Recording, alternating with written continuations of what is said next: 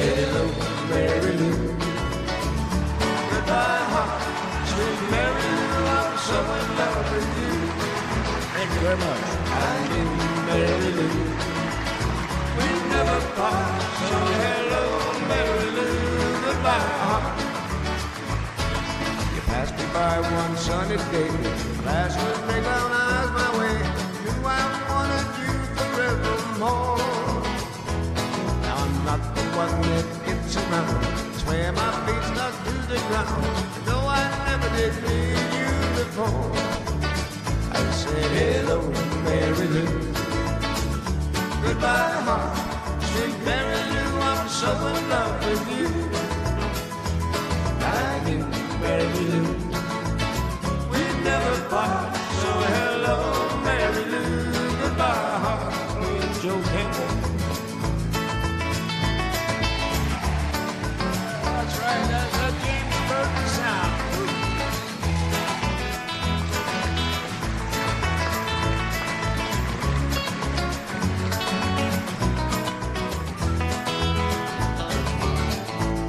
I saw your lips, I heard your voice. Believe me, I just had no choice. Wild horses couldn't make me stay away.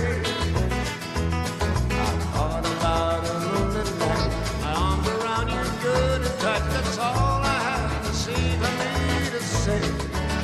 I said, hello, Mary Lou. Goodbye, heart, sweet Mary Lou, I'm so in love with you. Sing it with me, sing it with me. I knew Mary Lou. We never part, so hello, Mary Lou. Goodbye, heart. So hello, Mary Lou. Goodbye, heart. Thank you. So hello, Mary Lou. Goodbye, heart. Oh my God, look who's here. This is a great song. Mark Harmon, NCIS. Oh, give him a hand.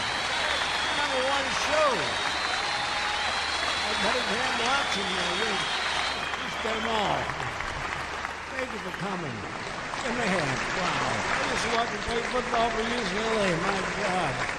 Mr. Harmon, have you got a part for a washed-up old singer on your show? What'd he say? What'd he say? What? I have to join the Actors Guild. Hi, I'm Bruce Buck with My Life Indiana. This is Mike Kelly, this is CR, and this is the gentleman we're going to be talking about, Paul New Stewart. A gentleman that's played music all his life and had one heck of a life story to tell us. Take it away, Paul.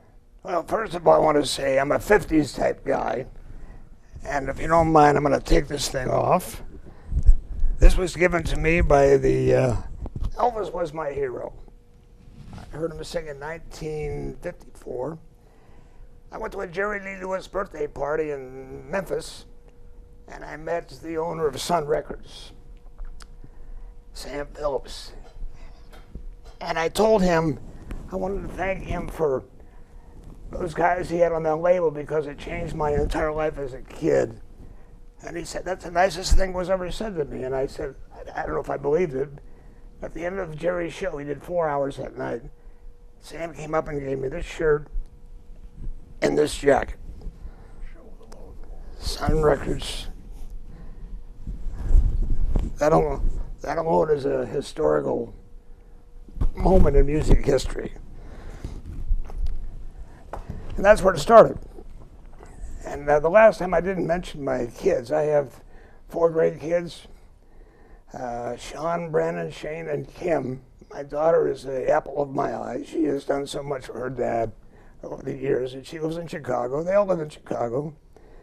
My son, Sean, I can remember, he's a computer whiz. We had no idea he was going to be that good, but he did it on his own.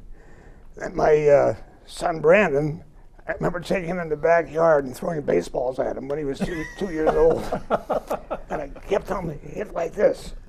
And he would turn it around. No, like that. He was a lefty.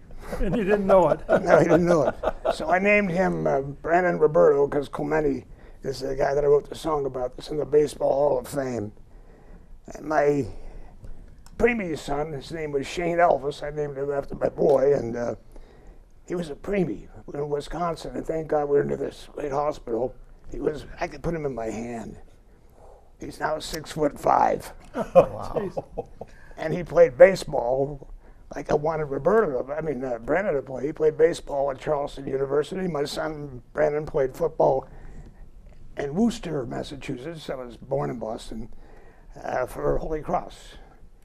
We're all Jesuit schools. And that's why I wanted to mention my kids. And my ex-wife, Donna, I got 4 of them.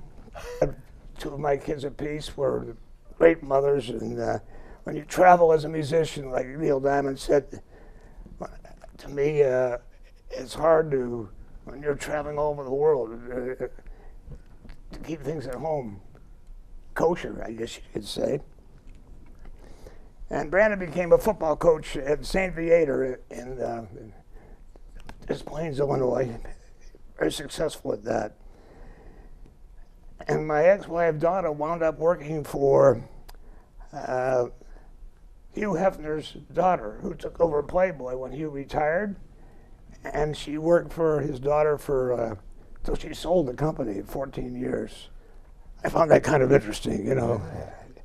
Hugh Hefner was known for one thing. We all know what that was, but I'll tell you what, underneath it all, he was against racism. He was against people knocking the gay people. He was against many good things, and it seems like he doesn't get credit for that. And because of that, I wrote a song called In Chicago, and I mentioned the Playboy Club, and I mentioned the Chicago Cubbies, and Tom Jones almost sang that song, but he changed labels, so he never did do it. It's called In Chicago. It'll be on this video. In Chicago, I used to work at a place called the Navarone Supper Club. My manager was a Greek, Sam Maglaris. And when I worked there, he says, Paul, you'll never have any problems in Chicago. And at that time, our heroes were, we used to play in Tahoe, and across the street was Harry's. That was Harvey's Wagon Wheel. Louis Primus, Ambatera, and the wife, Keely Smith, was the best band I think I ever heard. We used to go see him every night. We'd have drinks with him after the show, and we played all their stuff, because I have a great sax player, like Sam Batera was. And so it happens at the Navarone, all of a sudden, all the guys in the guys who would come in every Friday and Saturday night, Tony Accardo, Sam Giacono, you name it. And the reason being, I thought I was turning Italian with all this at Louis Prima, you know. But they would come every Friday and Saturday night, and we did the Louis Prima stuff, and they loved it. And I can remember taking a break and going outside and see the Elk Grove Police Department going, looking at driver's license, whose is this? But that was kind of an interesting thing to happen to a young guy. And I could go on, but I want to introduce a fellow that I work with. This is CR, Charles Wren. Well, go ahead. Well, thank you, Paul. Just for the record, I have a few quib notes. Paul and I essentially got together in May of 2017 to do a show over at the Venice. But prior to that, some 22 years ago, I went upon my own way and cut an album. I was very much into music and enjoyed singing with the karaoke crowds. Well, crooners over at Pierre's was the stop. I went in there. There was a fellow behind the piano, and here he is today. He allowed me to open the vocal cords, and he, just gave me a nod. But I kept an eye on him because I wanted to follow up with music and work with someone. 22 years it took me to corner him. But no, as far as this thing goes, last May, it was a Wednesday night, I stopped in and Paul handed me the mic and I sang. Then I went back a couple weeks in a row and he handed me again and he approached me and said, you want to do some shows together? And I'm very thankful for that. Essentially, Paul's talents go far beyond gracing the keyboard with his fingers, which in itself is more than enough to entertain. At times I find myself mesmerized just when I watch him. The man is so talented. In the vernacular of music, his ear is fine-tuned. Yeah. He corrects you all the time, doesn't he? Yes, he does. Yes, he does. You missed that lyrics. Yeah. It's not correcting, it's trying to help. Yeah, okay. Right. It's impossible. Yeah. It is. It's as far as a musician myself, I'm going to say I'm a musician myself, but to follow or to work with someone that's this talented is beyond my wildest dreams. I thought he was good. I know he is good. He's great. That's it. How much do I owe you? Nothing. It's just a treat to work with. Watching you guys at the Venice is great too. You guys really click. CR's got a great voice. Sinatra, he nails Frank. Yeah. And I love Frank. In fact, we know all the same song. It's like, which one are you going to sing tonight? Yes. Yeah. Yes. And the funny thing is, one song that has stuck in my mind, my goal, I'm a movie lover, and I love Harry Connick Jr., and we've been trying to get on his show, but I understand he does a lot of things with people that we never hear about that have done great things, and I feel they deserve first place. Maybe we'll get around to it, but I love this work in movies. You talk about a piano player. Oh my God, this guy is incredible. As a singer, I'll give him a run for his money. But as a piano player, I'll tell you what, this guy, since he was a kid, and he got a great show, does great things for great people, but my goal, my one bucket, because I met Elvis, my one bucket list has me singing, do you know what it means to miss New Orleans with Harry Connick Jr.? That's my only bucket Ultimate list. goal, huh? Yeah, bucket. Do you know what it means? But he's a piano player, just unbelievable. And I love his movies, and I love The Dolphin Tale 1 and 2. And another goal I had was to go down there and perform for nothing and have Harry join me, and we'll do a show for that aquarium. It's a great place. I haven't been there yet, but I donate money to it, and I want to go there. Okay. And Harry, he was in a movie called P.S. I Love You. It's a song that Yes. means a lot to me. And Also me. who did that? Who did that song first? Boy.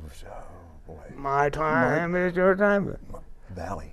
Rudy Valley. Rudy Valley. 1937. Wow. Rudy Valley. Yeah. As a kid, I used to hear that in Pittsburgh. I just loved the song. I hook up with him, and I used to sing it all the time.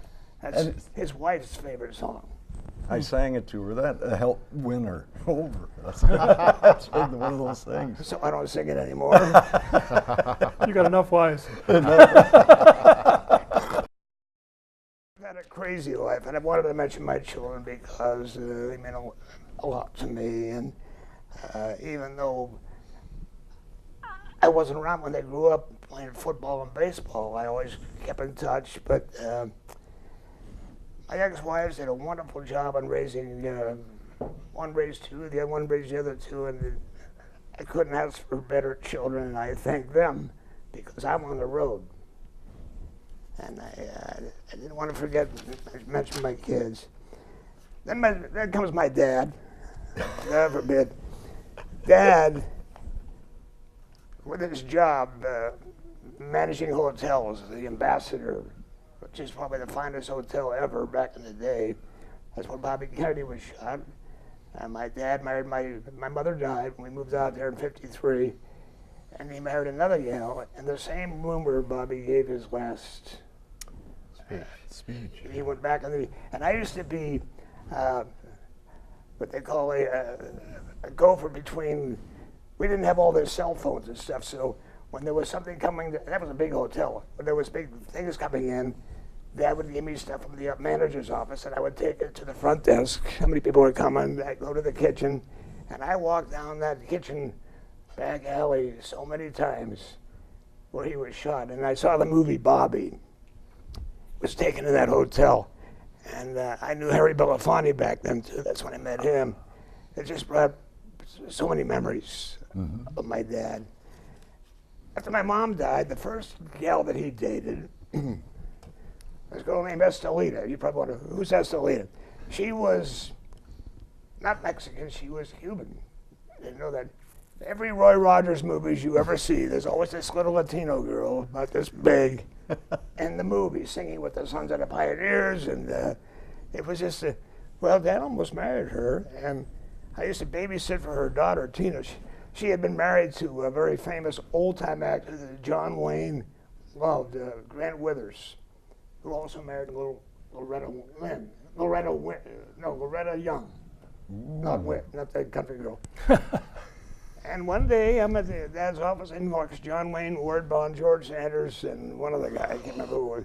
And we go to the variety club and they ask Dad, "Are you serious about marrying her?" And Dad said, "Well, she's been divorced and we're Catholic," and he didn't do it. They just, because they were upset. Yeah. And also I meet James Dean. I didn't even know who he was. And after we talked, he signed a little thing that's still hanging in my thing. It says, "Good luck in your schoolwork, keep it up, James." It hangs in my place, but I didn't know who he was. This was way back.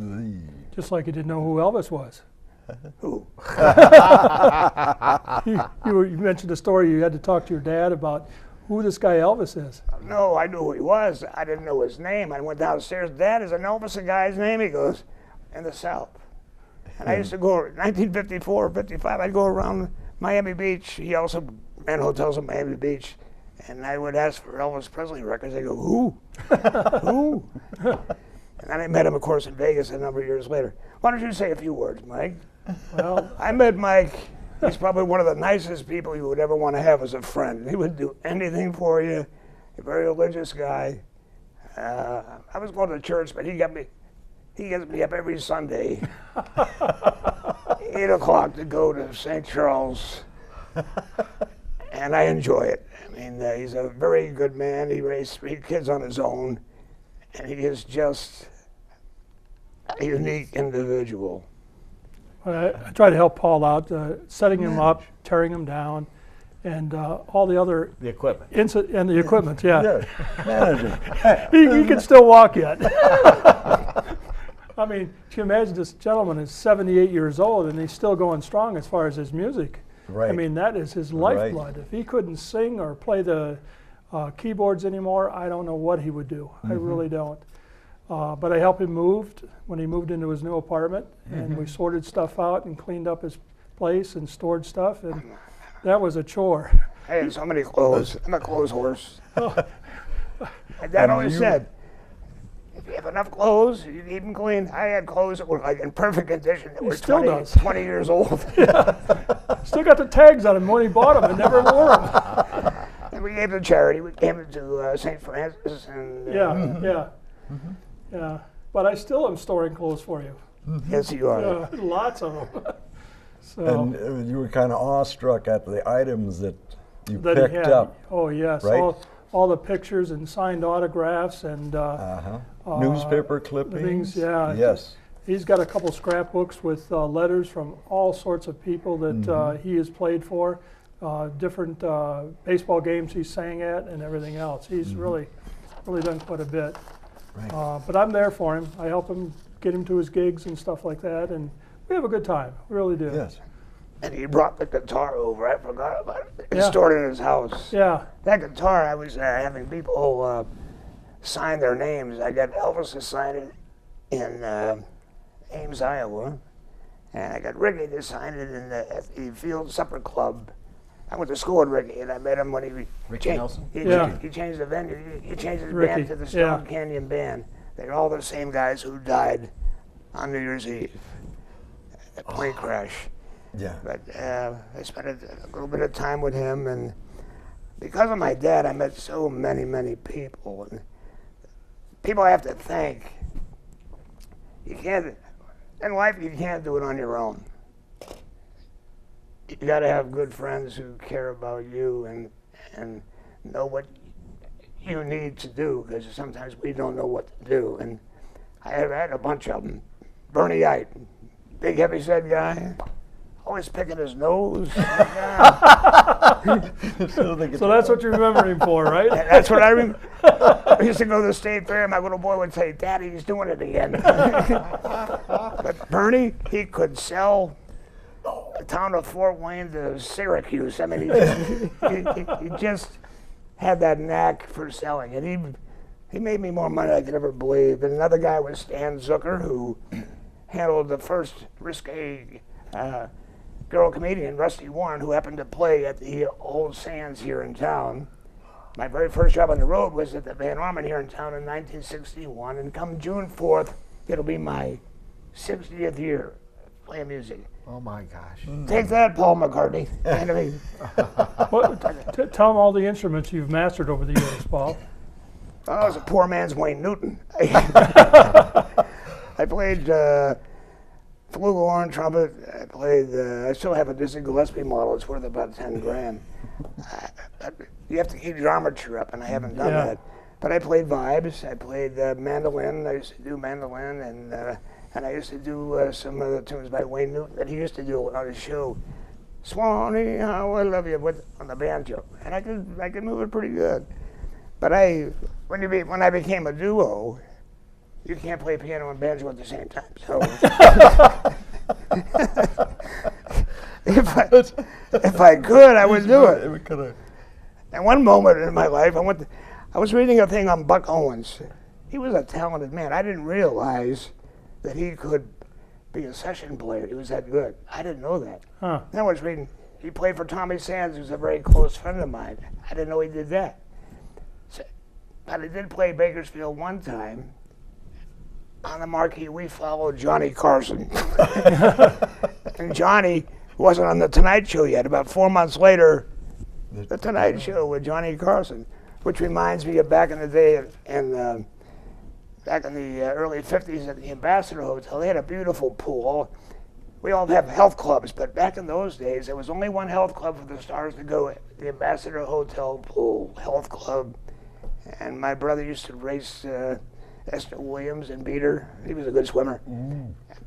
And once a year, Steve Allen, of the original Tonight Show, would come over and do their show from the pool. I played miniature putt-putt with Don Knotts, Gordon Louis Nye, and Steve Lawrence and Edie Gourmet before they were married. Wow. And then we went to Miami Beach at the Saxony. Steve Allen came there. Wow. I mean, it was like, I was nothing special. My dad just put me in a position to see everything. I remember he used to manage the Mapes Hotel in Reno, which is now gone. And I'm doing a show, and I look at this guy, a big, tall, black gentleman sitting in the audience, was talking to my dad, and in a ponytail. We get off, and I go up, and he says, "Would you like to meet Duke Ellington?" He said, "Keep it up, boy, keep it up." When I met Count Basie, I'm up at 4 o'clock in the morning at the in Tahoe with, we were playing there, and I'm walking down and I see this guy with a sailor hat on. It was Count Basie. Then he says, "Hey, would you like to play if you change my luck any?" I didn't change his luck any. About 10 years later, I hit a golf ball through his window in the Bahamas. That's true. That changed his luck. I mean, how many kids can with that, we did that, but on my own, I ran into so many people too. I mean, for example, Ricky Nelson, I went out of school with him. I mentioned that before, but I was invited by Skip Young. If you remember Ozzie and Harriet, the big heavy-set guy who was always raiding the refrigerator. Yeah. Get out of our refrigerator.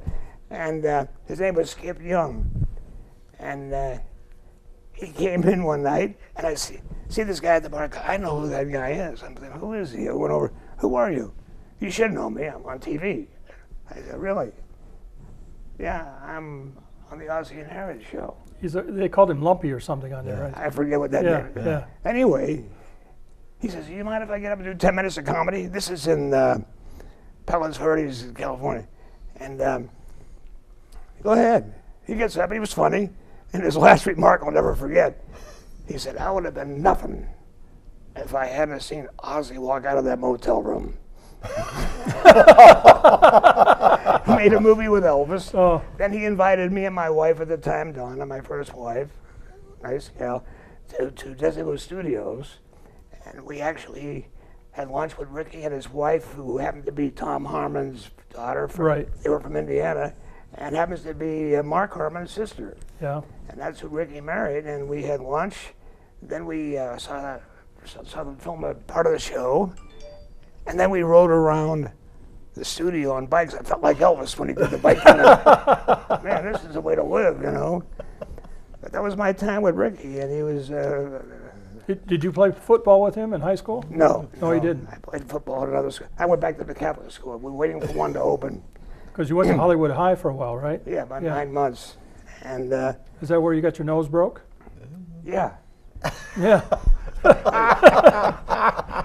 one of the Heisman winners played at Notre Dame.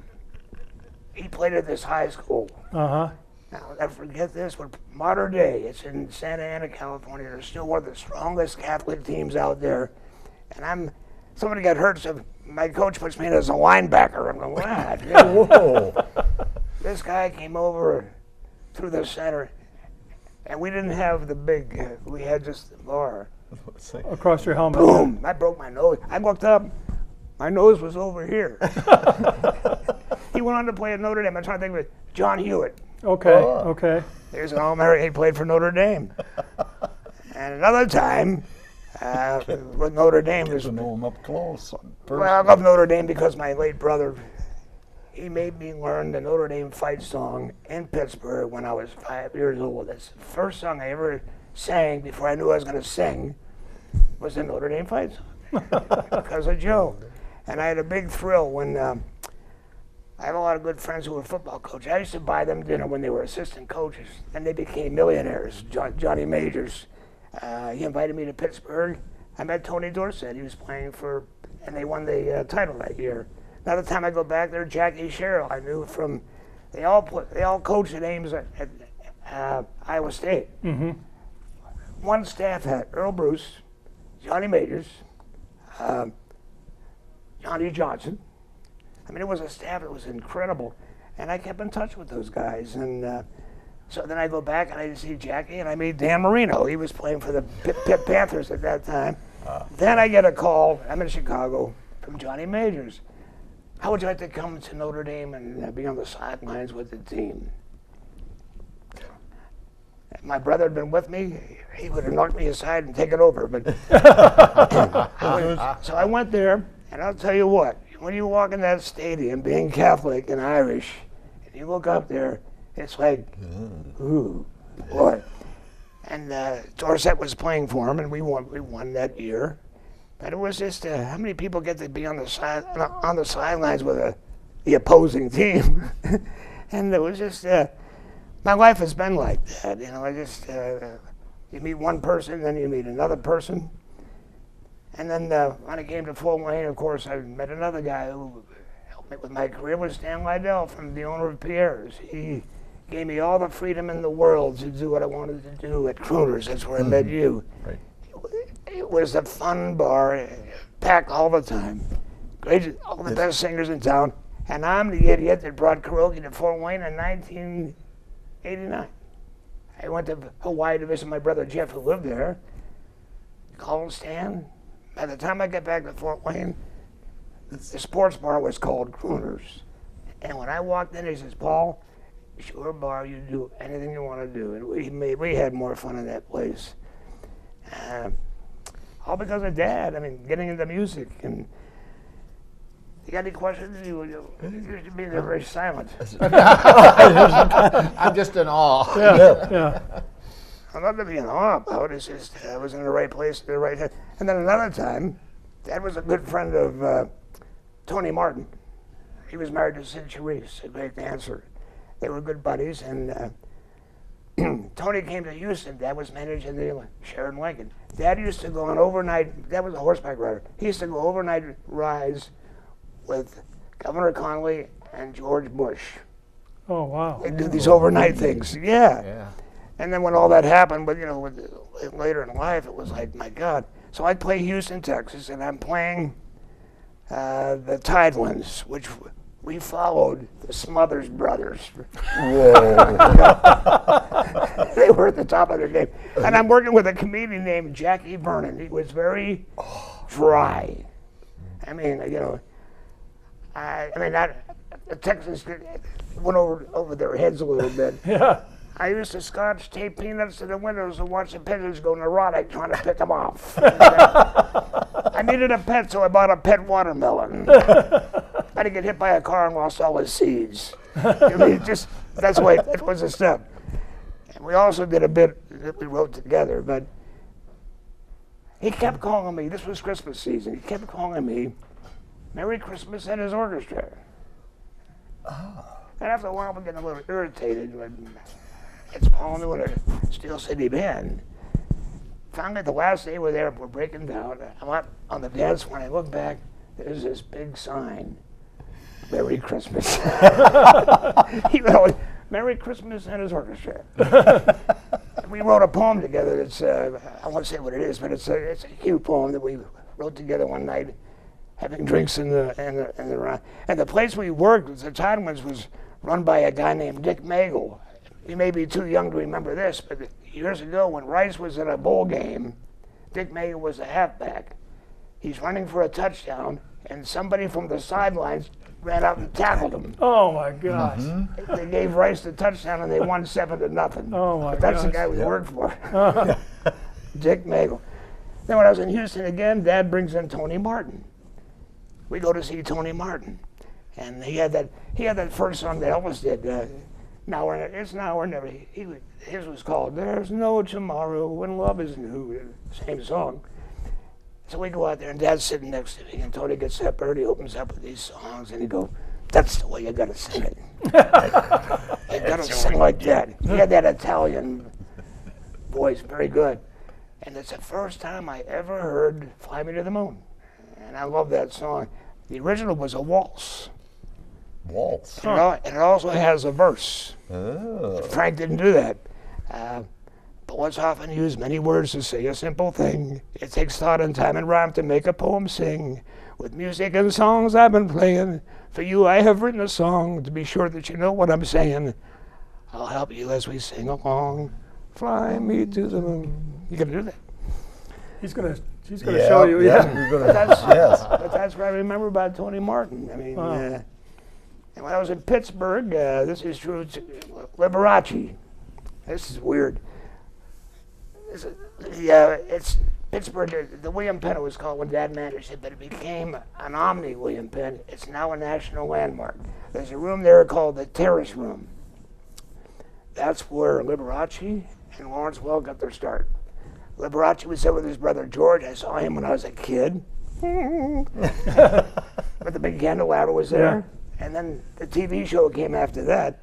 And then Lawrence Welk was there.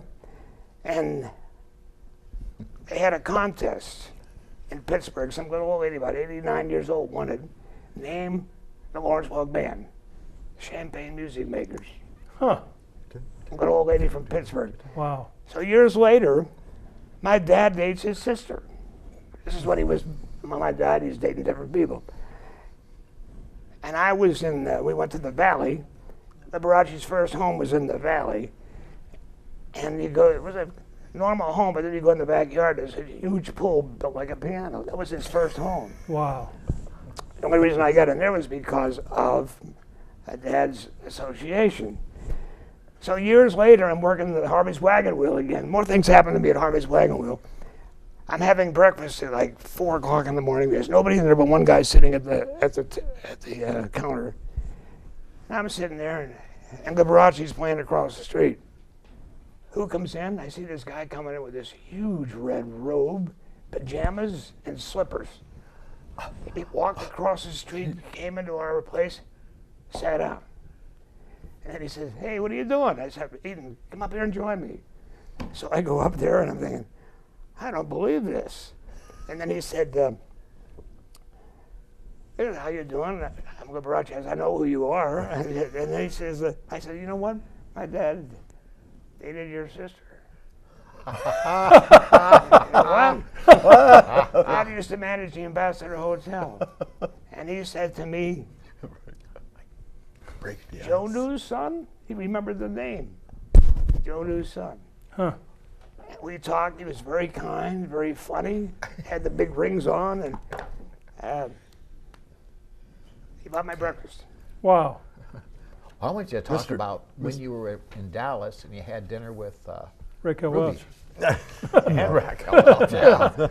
Well, I met him because he liked the band. He used to come in there all the time, and Jack Ruby, right? Yeah. And we didn't know nothing about him. He invited me and my wife, and my sax player Bobby Paulahan, and his wife Lois, to go have dinner at his place. We go, the Adolphus Hotel, which is famous at Dallas, is standing here, across the street, long staircase to a strip club. I said, "I'm bringing my wife in there for dinner."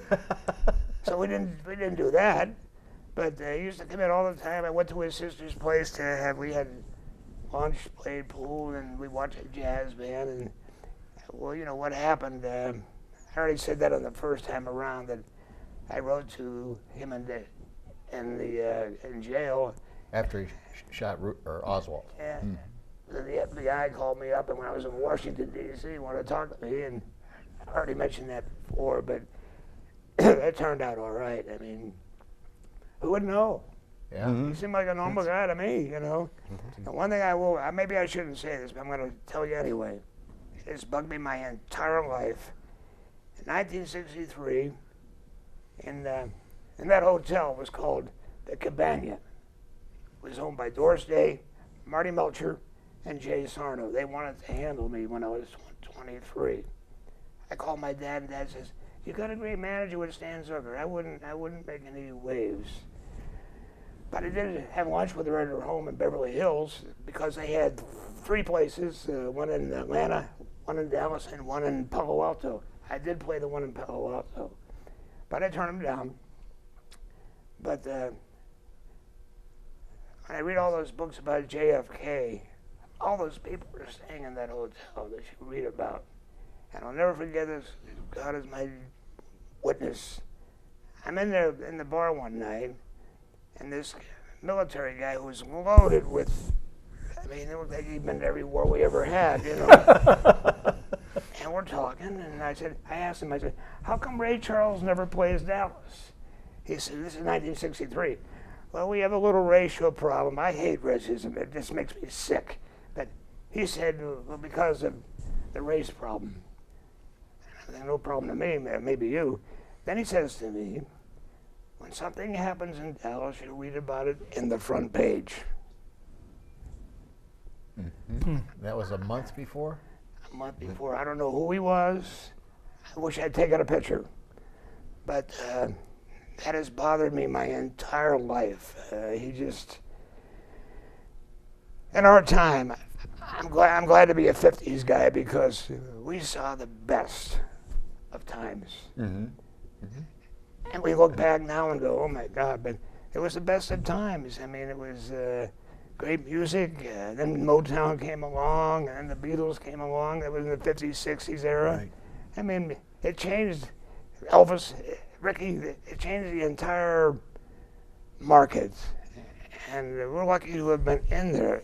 In the meantime, we've watched assassinations. I mean, John, I played at his funeral. I mentioned that in the last one. And then Bobby shot where I grew up. And then Martin Luther King. I didn't tell you this before. I worked Memphis the day he was shot. We're working a club. We went to work that night after this happened. we were staying at the Peabody Hotel, which is in all these movies. Oh, yeah. We're playing, and all of a sudden, through the front door. I mean, the lights, we turned the lights on, and that was the end of the gig. But you couldn't get out of Memphis. Wow. So that night, I went to the Peabody Hotel, and I drove down to where this happened. It was right down the street from the Peabody Hotel. I drove down. I wanted to see, this is history. This ain't right. I wanted to see. When I came back, we had a black gentleman who ran the door. He says, "Where'd you go?" And I went down. "You stay out of there. You're going to get killed. Yeah, you're right. Don't do that." I said, "Well, you know what? It ain't right. I want to be, I've seen so much of this stuff happen. For what? Why? You know, a bunch of jerks with guns and we all lived through that. Yeah. How'd that affect you? Yeah. Yes. How'd that affect you? Well, same way. I remember when King got shot. I was watching it on the news. I was young, quite young then. Just like Kennedy, when Kennedy got shot. I mean, I think the thing that got to me was how the country as a whole reacted to everything that happened. I mean, it was quite a while back. Pretty then. devastating. Yeah, You're right. it was devastating. How about you? Who were you?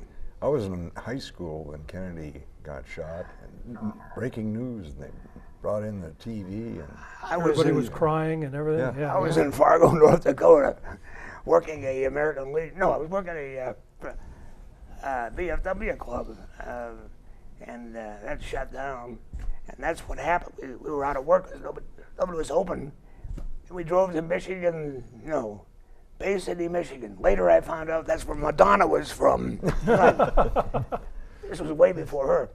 And from there we were booked in Washington, D.C. at the Congress Inn on 14th and New York Avenue, a block and a half from the White House, and that's how all that other stuff that I mentioned the first time around happened. Wow. Why does that happen? I mean, why am I going from here to there? And I'll never forget this. We're driving to Bay City, and we followed each other. Bobby pulls over. I'm going, "What are you doing, man?" I'll get out. "What are you doing?" "Didn't you hear the news?" I said, "What?" "Jack Ruby just shot Oswald." I said, "What?" That's where I heard it, on the turnpike or on the expressway. And that's the worst time America ever had. I hope it never happens again. I really do. And like I say, racism has got to stop. You gotta give. My brother used to tell me all the time, you don't judge people by their color of their skin, but by their character. And some people just don't get it. Yeah. And as long as the way I live, that's the way I'm going to present myself, because that's the way I was taught.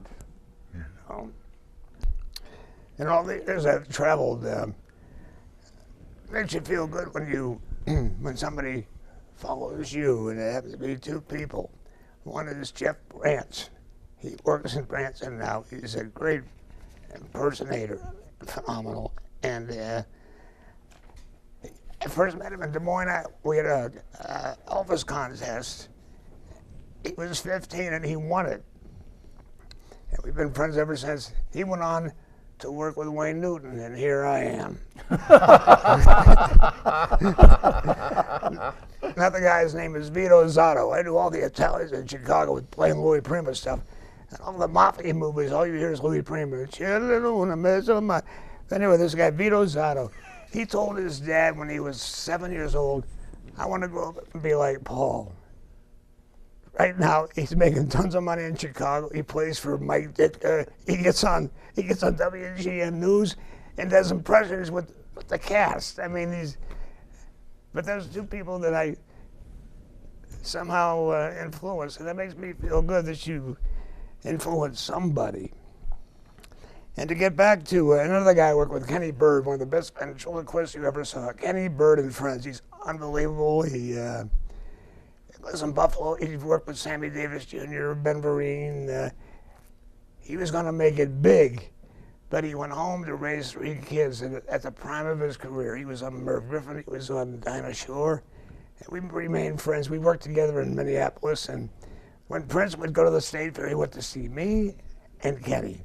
And I told Kenny, why didn't we go to Chanhassen and knock on his door? You knew who we were. I said, he would have loved your impersonations. I mean, my kids loved it. We'd go like this, he'd say something, open it up, and you swear to God that voice is coming out of that cup. And he's right there.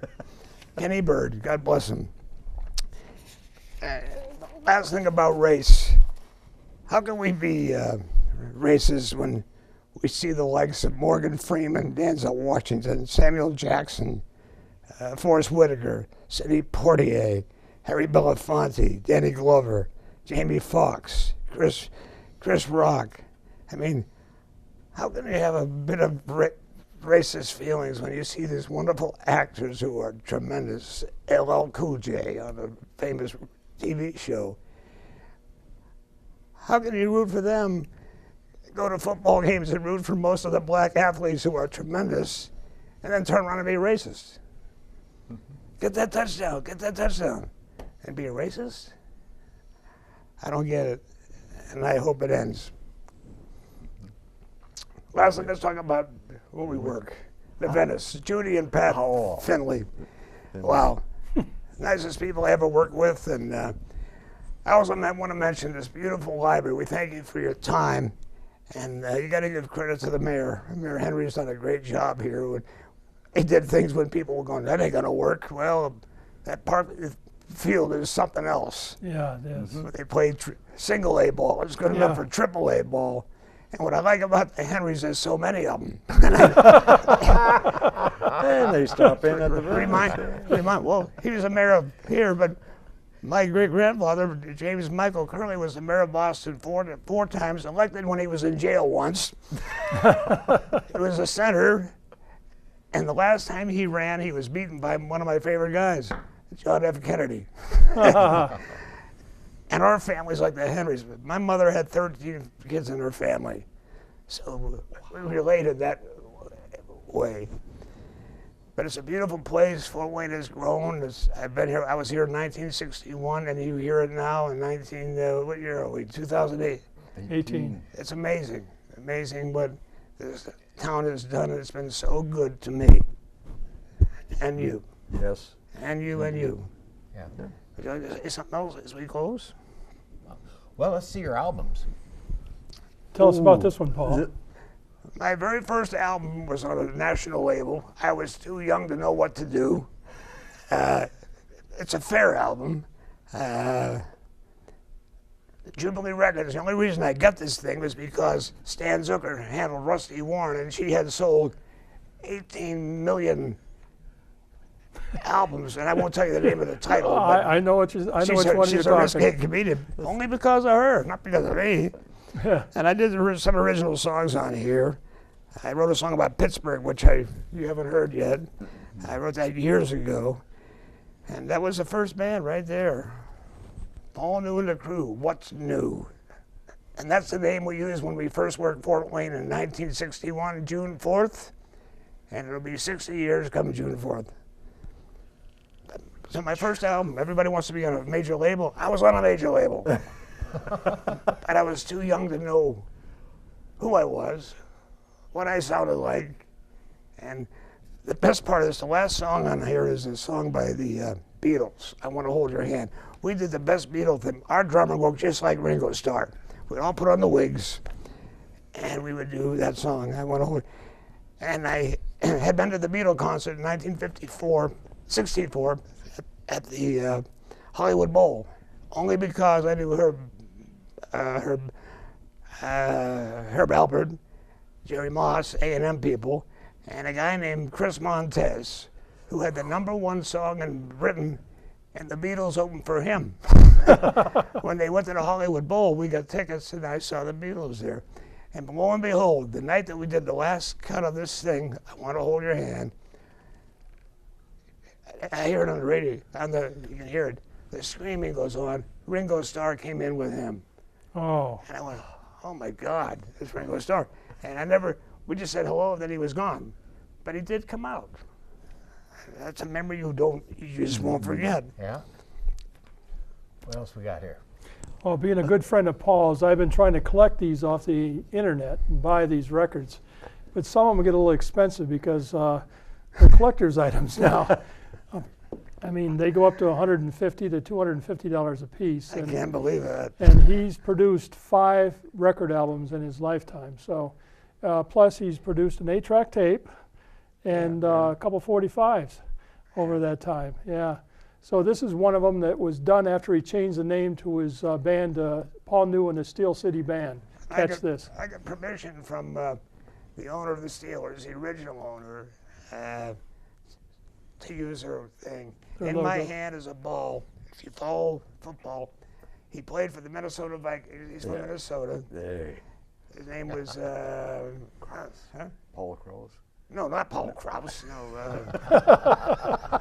God, I can't remember his name. Anyway, he was in the hospital because he had a motorcycle accident. Almost died. He was finished playing. Carl Koselski. Went into the hospital room and he had the hiccups, and I said, "What's the problem?" I've been hiccuping for about 3 weeks. I said, "Do what my dad told me to do. Get a drink of water, put it in like this, hold it in there, take a deep breath, put your hands in your ears and swallow." He did it. Hiccups were gone. He's looking at me like I was some kind of a miracle worker. That's the ball he gave me, and that's still. So it's Minnesota, Pittsburgh. That's a true story. And God bless him, he passed away a number of years ago, but he was a strong linebacker. Yep. When I was moving Paul from one apartment to another, he says, "You want to see something, Mike?" And he opens up this guitar case. He has all these instruments that he's saved over the years. And he opened it up, and I said, "Oh my gosh, Paul, do you know how much this thing is probably worth?" He's got Elvis Presley's signature on here, Ricky Nelson. He's got Richie Valens, Dick Clark, and Willie Nelson, and there's others on here that I can't read. So over the years, he's really picked up a lot of names on his guitar when he was singing in various areas of the country. Well, So how would you wrap up your life so far? I'm still trying to get a #1 hit that I wrote. I don't care who sings it. You can sing it. He's looking for another wife. No, I'm done with that. But I've been blessed in a lot of ways. I never got that #1, but I made a lot of money and I met a lot of people. Most of them are probably up there now, but I don't know how many people I've played for, but it's been a number. And you're still playing today. I feel blessed that my life was like it was. And I'm still young enough to maybe we'll do that. And people can come see you at the Venice on Wednesdays and Saturdays at 6 o'clock. 6 to 9. 6 to 9. We're too old to play till 10. All righty. Thank you very much. It was been Thank you, Paul. great. Yes. Thank you, the staff. Thank you so much. Thank you so much. Thank you. What I sang was the Notre Dame fight song, Thanks to My Brother. Anyway, here's that song. Who's getting text messages? Great song, great song. You know it, sing us with us, sing it with us. I went to a garden party, reminisce with my old friends. Chance to share old memories, play our song again. When I got to the garden party, they all knew my name. No one recognized me. I didn't look the same, but it's all right now. I learned my lesson well. You see, you can't please everyone, so you got to please yourself. People came from miles around, everyone was there. Yoko brought her walrus, and there's magic in the air. And over in the corner, much to my surprise, Mr. Used hidden Dylan's shoes, wearing his disguise. But it's all right now. I learned my lesson well. You see, you can't please everyone, so you got to please yourself. La da da da da da, la da da da,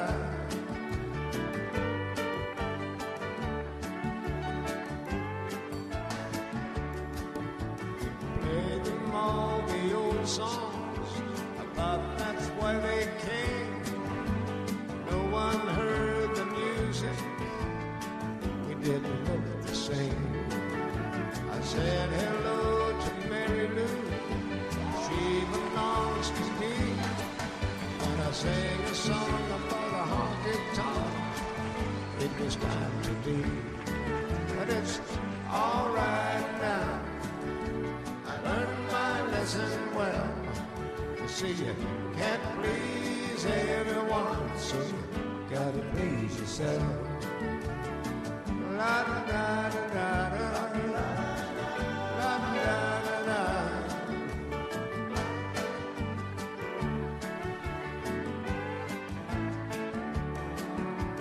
Someone opened up a closet door, and out stepped Johnny B. Good, playing guitar like a ring in a bell, and looking like you should. You gotta play at garden parties. I wish you a lot of luck, but if memories were all I send, I'd rather drive a truck. But it's all right now. I learned my lesson well. You see, you can't please everyone, so you gotta please yourself. Da da da da da da, da da da da da. You see, you can't please everyone, but it's all right now. I learned my lesson well. You see, you can't please everyone, so you got to please yourself.